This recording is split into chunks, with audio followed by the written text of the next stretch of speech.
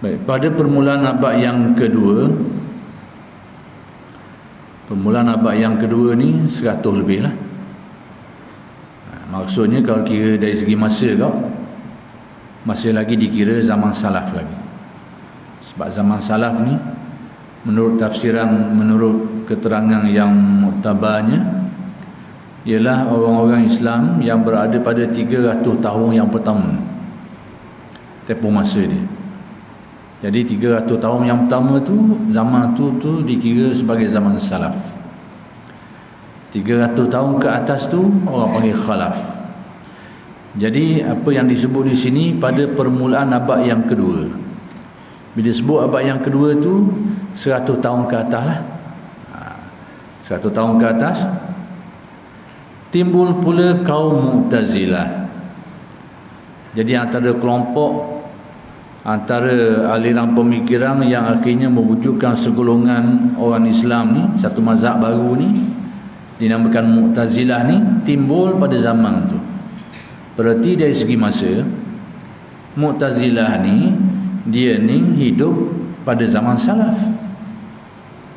Maka sebab itulah kita tak dapat nak menerima konsep mazhab salaf. Pada kita tak ada mazhab salaf. Kerana salaf ni satu tempoh masa. Perkataan salaf tu sama ada merujuk kepada tempoh masa atau merujuk kepada manhaj.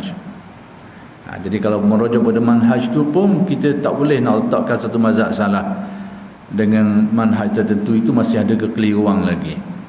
Sebab itu kita berasa susah nak terima dakwah sesetengah orang tu, ini mazhab salaf, ini mazhab salaf. Pada kita tak ada mazhab salaf. Kerana sebut mazhab ni, ia kena rujuk ke siapa dia, tempat kita nak sandar tu. Kalau mazhab Syafi'i, kita tahulah tempat rujuknya siapa dia, kepada al-Imam Asy-Syafi'i. Tapi kalau pada salaf, nak rujuk ke siapa dia? Maka kalau kita kata mazhab salaf ni, berarti termasuklah kelompok Mu'tazilah ni, sebab dia hidup zaman tu juga, zaman 300 ni. Jadi pada kita lah, kalau ada orang nak pakai, nak terima, itu dia punya masalah. Pada kita tak ada mazhab salaf. Kerana tak tahu nak rujuk ke siapa dia. Kerana salaf pun dari segi makna dia, orang yang hidup pada 300 tahun yang pertama tu, dalam istilah dia lah. Nak tuju siapa dia situ. Nak rujuk. Jadi kalau kita secara umum tu termasuk Mu'tazilah juga. Termasuk Mu'tazilah sebab mereka ni hidup pada kurun yang kedua, masih lagi dalam zaman salaf. Atau kalau pada setengah orang tu dia kata nak merujuk pada manhaj tidak takwil, itu pun keliru. Sebab ulama-ulama zaman awal dulu termasuk sahabat ada yang mentakwil. Itu kita tak panjangkan lagi lah. Cuma nak beritahu bahawa menyatakan adanya nama mazhab salaf itu fakta yang sangat keliru. Sama ada nak tengok dari sudut masa ke, tak kena dah tu sini, atau nak tengok dari segi manhaj yang dipakai, itu pun tak boleh nak terima juga. Sebab dalam tempoh masa salaf ni 300 tahun pertama tu, bukan semua ulama mengambil sikap tafwid, yakni tidak menakwilkan ayat. Ada juga di antara mereka tu yang melakukan takwil. Jadi keliru bila sebut nama mazhab salaf. Tapi itulah yang diguna pakai oleh setengah orang hari ni. Ni mazhab salaf, ni mazhab salaf. Pada siapa dia rujuk kita pun tak tahulah.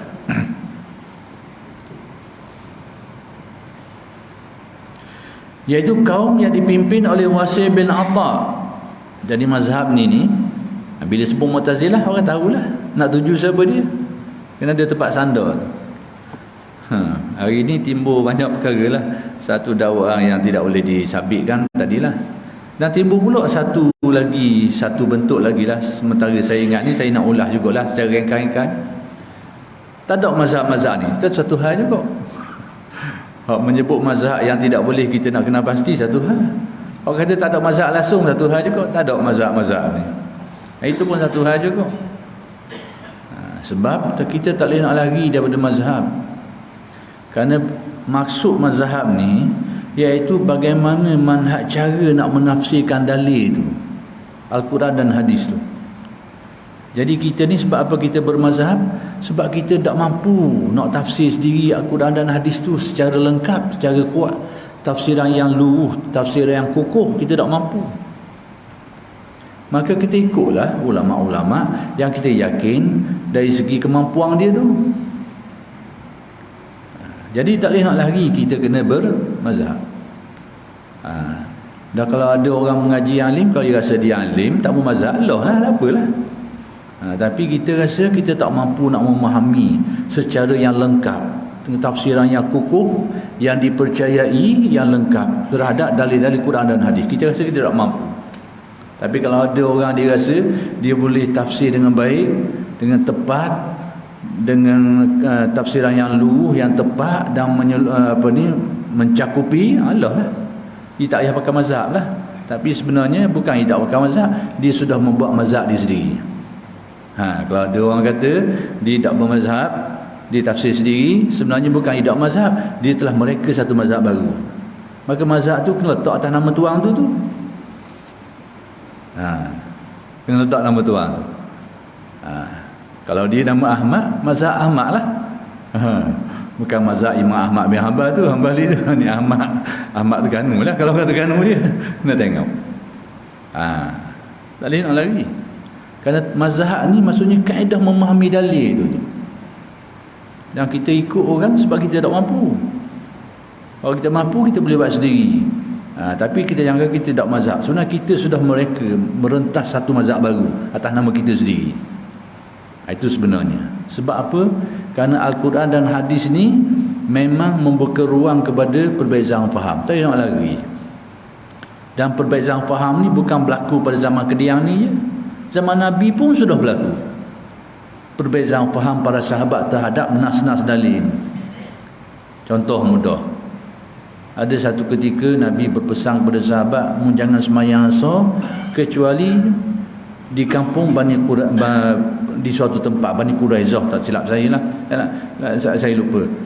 Nabi kata, janganlah seseorang tu sembahyang asar kecuali di tempat berkenaan tu. Jadi sahabat-sahabat berbeza faham terhadap kalam Nabi ni, sehingga ada di antara mereka ni, mereka tidak menunaikan sembahyang asar kecuali bila sampai situ, walaupun nak habis waktu dah mereka tak sembahyang. Sebab apa? Kerana mereka faham Nabi kata jangan sembahyang kecuali sampai tempat tu. Jadi mereka ni habis waktu pun tak kisahlah, sebab Nabi kata sembahyang situ, jangan sembahyang kecuali situ. Segolongan pula sahabat ni pula, segolongan lain, mereka kata mereka faham kalam Nabi tu, sekiranya kita sapa, maksudnya sekiranya tak sapa juga habis waktu, maka kita sembahyang tempat lain lah. Sebab sembahyang pada waktu tu wajib. Jadi oleh kerana tak sapa lagi, terpaksalah sembahyang sini dulu. Jadi mereka faham bahawa Nabi kata kalau sapa, sembahyang situlah, jangan sembahyang lain. Tapi kalau tak, sembahyanglah tempat lain dulu. Itu faham golongan lain. Maka perkara macam ni, apabila dua perkara ni diadukan kepada Nabi, maka Nabi tidak menyalahkan salah satu. Berarti Nabi menerima kefahaman yang berbeza di antara sahabat ni. Hak pertama tu dia kata apa-apa hal pun bila Nabi suruh kena ikut Nabi ya. Dia faham cara tu. Jadi faham-faham yang berbeza macam ni sudah berlaku di zaman awal Islam lagi, zaman Nabi lagi pun sudah berlaku di kalangan para sahabat. Jadi perbezaan faham, memahami dalil itu itulah punca kepada timbulnya mazhab. Tetapi hak mana kita nak pegang ni? Orang yang kita percaya kepada kekuatan ilmu dia tu, tentang kealiman dia dan kewarakan dia tu. Ada juga alim tapi tak warak, kita tak pernah pegang juga. Sebab apa? Bila dia alim, dia tak warak ni, kadang-kadang dia tafsir ikut kehendak dia. Satu hal juga tu. Jadi sebab tu kita, ulama-ulama Islam ni sudah sepakat menerima imam mujtahid kerana mereka sudah menilai mereka ni bukan saja alim tapi warak. Maksudnya bukan diyakini ilmu dia saja, tetapi dari segi kejujuran dia tu diyakini.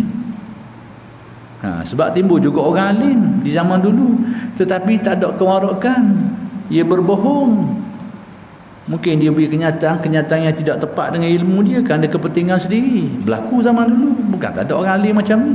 Tapi orang tak terima sebagai imam. Sebab apa? Kerana dia pegang prinsip-prinsip yang tidak boleh diterima pakai. Tapi dia alim.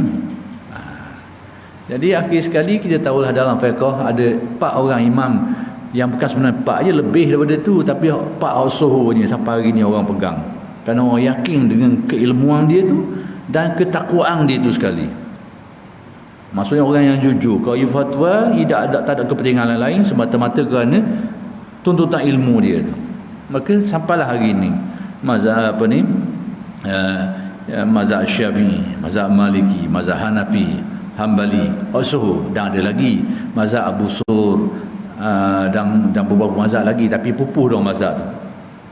Mazhab tu dah panjang umur. Mungkin dari segi tak ada pendukung lah. Tapi nak beritahu bahawa itulah kenyataan kenapa timbul mazhab. Jadi saya lari situ sikit tak boleh nak gambarnya. Kenyataan sini bahawa Mu'tazilah ni timbul pada zaman salaf. Jadi kalau kita kata ada mazhab salaf, termasuklah Mu'tazilah ni. Kena masuk.